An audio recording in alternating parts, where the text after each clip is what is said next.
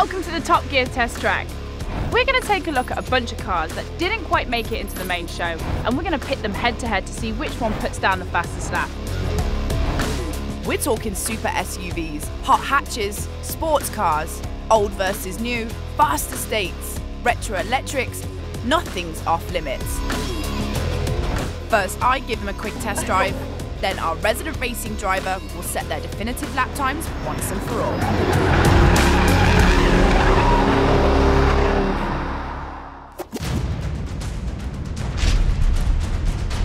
Today is Battle of the Golf GTIs.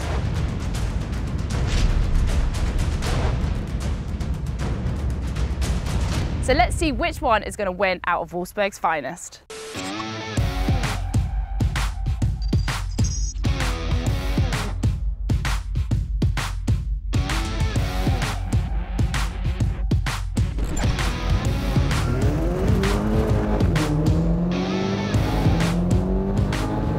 Like many Volkswagens of this age, this one has been subtly modified and it's got 232 brake horsepower, and I'm guessing somewhere around the original foot-pounds of torque, which is just over 200. This is an early 2000s car and it is still great fun to drive. It's such a crisp driving experience. I mean, Volkswagen really know what they're doing with a hot hatch. It's got plenty of grip in all the right places and you're just sailing around. I'm just out on a jolly, I think.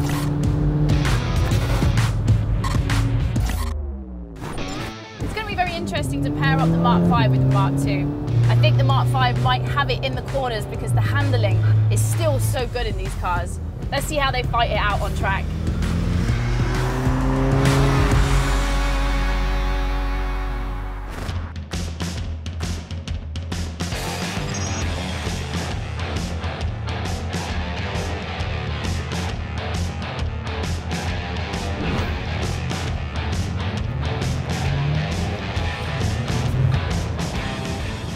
Used to be an 8-valve GTI, but let me tell you guys, not anymore. Now this thing here has been modified up to its eyeballs.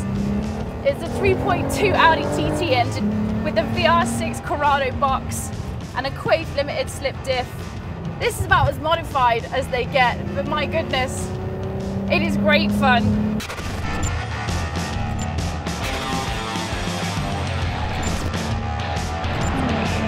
It feels ridiculously quick.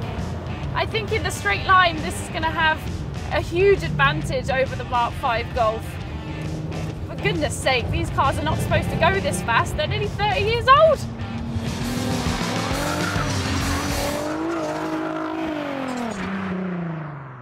After driving both the cars, I know where my heart lies.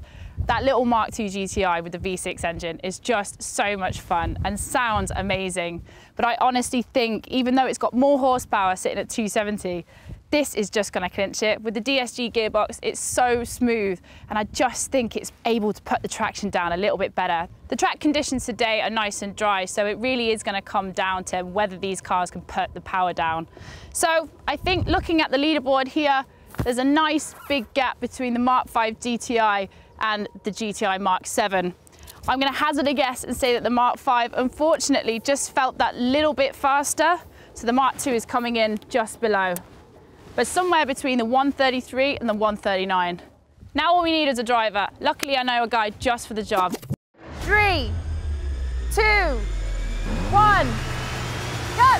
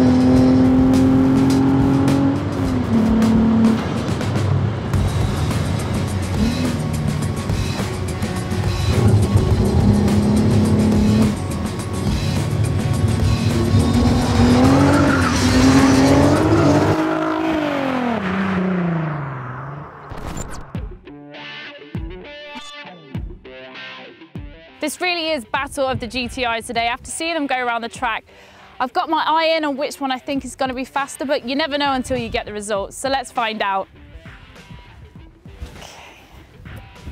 Okay, wow, the Mk5 has done way more than I thought it would do.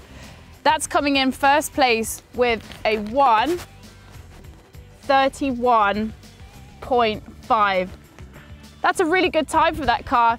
And unfortunately, as we thought, the Mk2 Golf a little bit slower with a 1:34.4. This actually means that the Mk5 has done far better than I thought it would. I obviously didn't give it enough credit. So it's coming in ahead of the Mk4 Golf.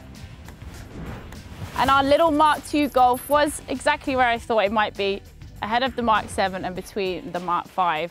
Well, there you have it, guys. The Mk5 beat the little Mk2. It's not the result that I wanted, but you never know what's going to happen out here on the Top Gear test track. Make sure you join us next time for Stig's Garage, where we've got plenty more cars coming. We'll see you there.